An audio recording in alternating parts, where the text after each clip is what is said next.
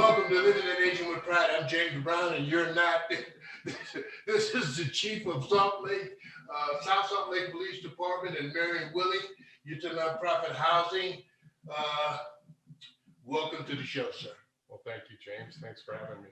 Well, my pleasure. The last time we talked, you were going to Paris on a vacation, all expenses paid. I wish. Yeah. You know, we are in the midst of a major pandemic, and with all the issues that you face as chief, what has been the most troublesome for you for South Salt Lake? With regards to the pandemic itself, Yes. First of all, just staffing, internal staffing, and, you know, the welfare of all my officers, their families as well. So not surprisingly, we've had several officers come down with COVID. So that presents some staffing challenges. And when you're providing public safety and for the community, and you need officers are those that fill the shifts. And when you're scrambling to fill those, that becomes a challenge.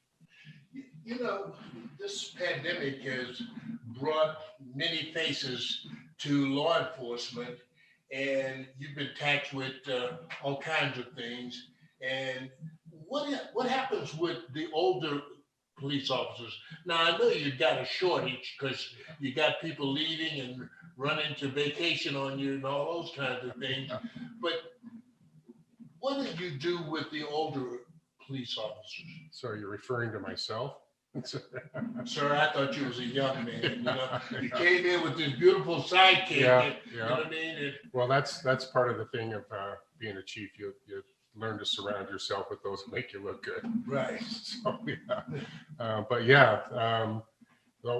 With respect to the older officers, as you know, there's a natural succession. Right. And they get to that point in their career where they look at retirement and, you know, that next phase of life.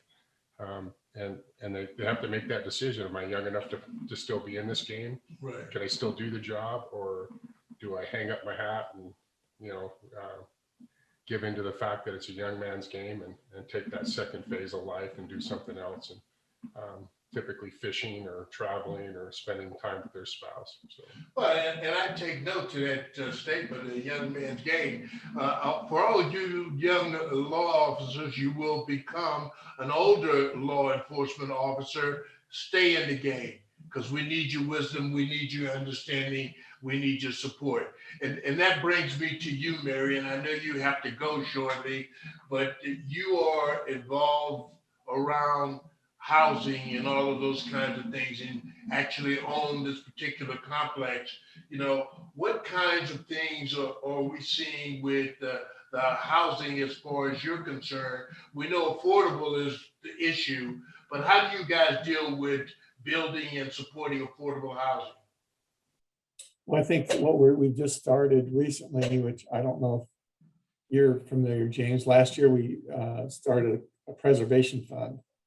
So actually the Ivory Foundation, Ivory Homes, donated $2 million to the Housing Preservation Fund. And with that, we've been able to leverage probably another $40 million. So we've had acquisitions of existing properties. So our thought is now, between Western Region and Utah Nonprofit, we have about 5,000 units, but probably about 4,000 units in Utah. And so we hope in this next year we can preserve more affordable housing. And I think right now we've acquired somewhere in the neighborhood of about another 320 units. And then what we'll do is we'll keep that housing affordable. So the rents will be 50% of AMI. So, you know, $500 or $600 a month, as opposed to the market rents, which are $1,200 a month. So we're hoping to do a sharing gardens too in South Salt Lake. We've acquired most of the land we need. We're working on a couple other issues, and then we'd like to do a second phase of sharing gardens because housing is desperately needed. And right now it's our waiting list we have at Utah Nonprofit. We're getting an average of about 600 phone calls a month for housing. That's a lot of people. It's a lot of people and about 300 applications. And we're only help a minute part of those people, maybe 50 or 60 a month out of the hundreds of calls we get a month. Is there ever any interface between your organization and law enforcement, particularly here in South Salt Lake?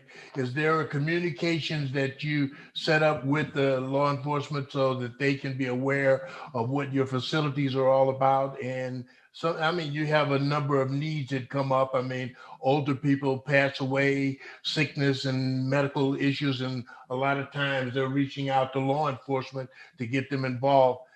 Is there a clear-cut communication between what you guys do and law enforcement? Not probably, I think we could do more, but I think we're part of the Good Landlord program. So we try to work with the cities, actually basically the cities on making sure that we're screening people properly. So we have good tenants and people that work well within our, we call our communities, like just like Sharon Gardens. And so we try to do those type things. So we work with the cities basically on the Good Landlord program, trying to provide affordable housing, but not only that, but safe affordable housing. You know, just like anything else, we have issues and problems with individuals, and we work with local police enforcement if we have issues or problems, where we try to. You do know that this is the best police department in the state, right? I do know that, and I'm hoping if I get pulled over there, I can say I saw the chief the other day. No, that doesn't work. We don't do that kind of stuff, you know. I know. We're a little bit upscale than that, you know what I mean? Yeah. You got to really need us in order for us to talk to you about that kind of stuff. Exactly. No. Actually, we worked well with South Salt Lake. You know, actually the chief is probably too young to even remember this, but we worked in South Salt Lake many years ago with Jim. I'm trying to think of Jim's last name, the very older mayor, Jim. What am I talking about? James. I'm trying to think of this. It's probably been the mayor 30 years ago. Oh, yeah. Jim Davis. Jim, okay, yeah, Jim Davis, yeah.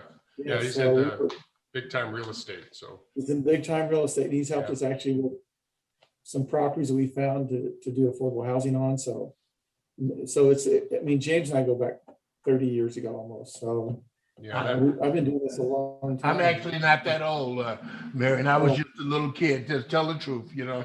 I was just a baby when we first met, you know. I'm just happy I can say that was before my time. I was trying to make him be a nice guy, and I can't do that, you know. Hey, look, a great thing about your department, you've got a number of programs, and I guess the crisis intervention. Tell me about that. Yeah, crisis intervention. We started that over a decade ago, training officers, especially dealing with the mentally ill portion of our population, those in crisis, mental crisis. And it's a training that it's extremely valuable for an officer.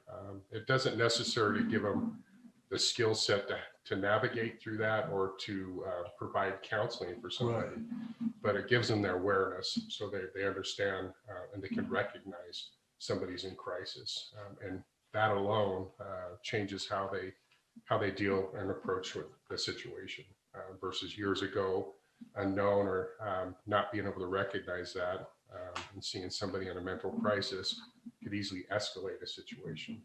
But having that skill set or that training to be able to recognize it, and then the tools available, the resources of how to redirect that, obviously diffuses a lot of situations a lot quicker. So community policing is a key to good policing and prevention, period.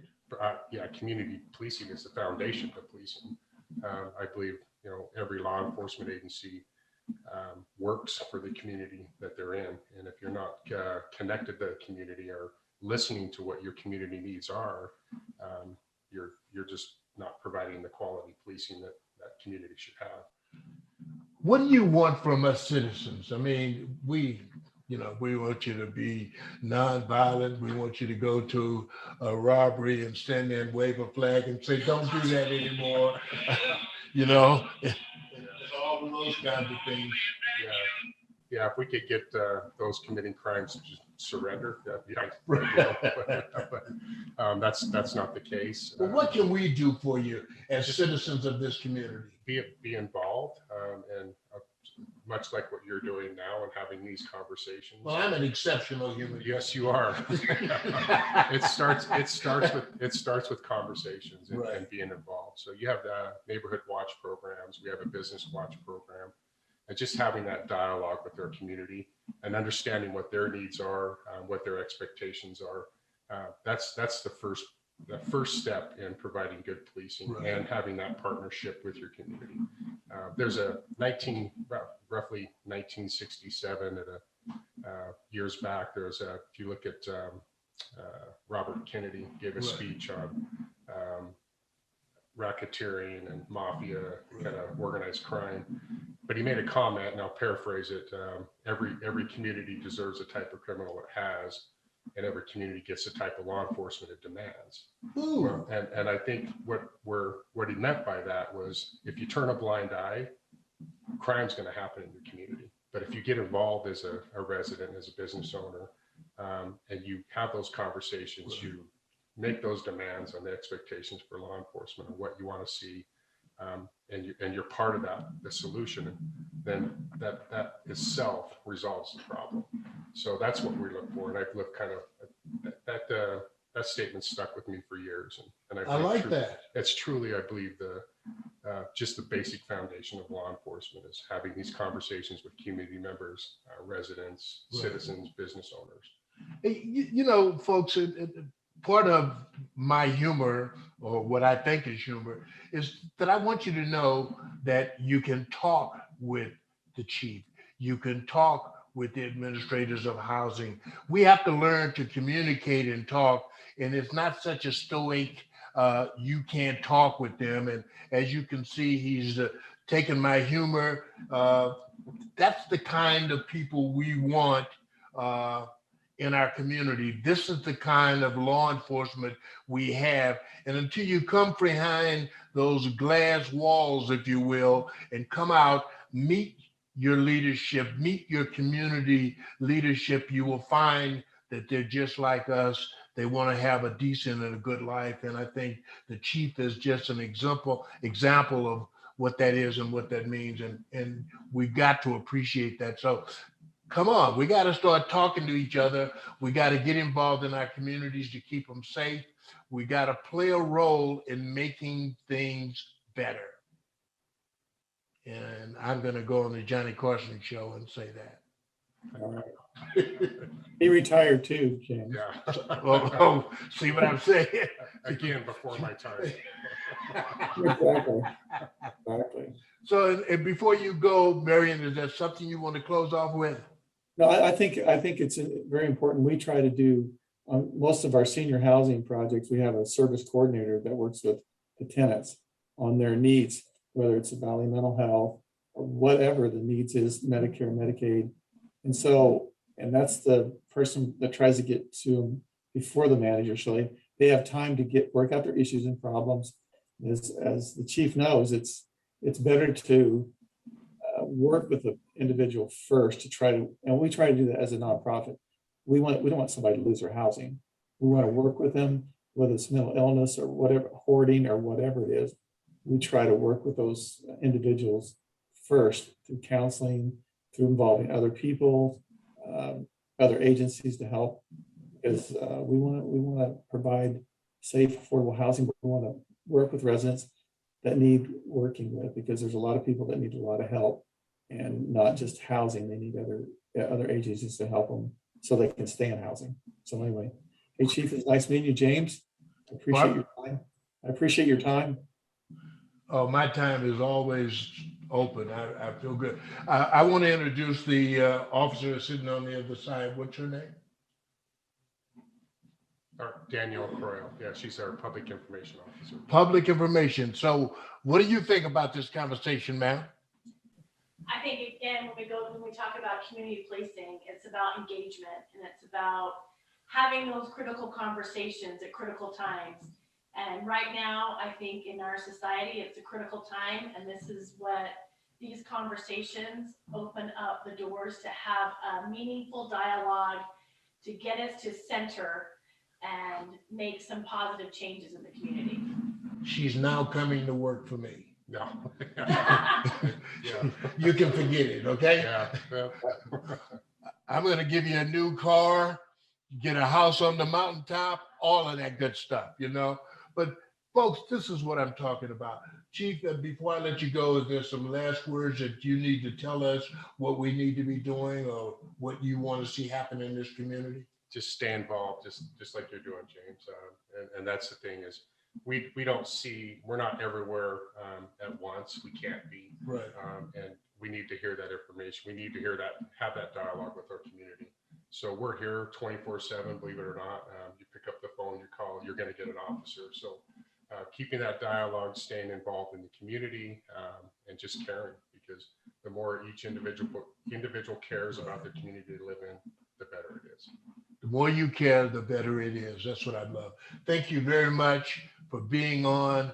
Appreciate it very much. If we can make this a regular thing, I'd like to talk to you. Tell us your concerns, because you're always hearing our concerns. Tell us your concerns, and that's important to us. And that's how we make South Salt Lake a better place to live in. Thank you for being here and spending the time with me. Thank you. Thank you for having me, and I look forward to future conversations. You got it, my brother. I'm James Brown, and you're not. I'm living with pride, and you had better. Until next time, I'll see you on the dial. See you, James. All right, bye-bye.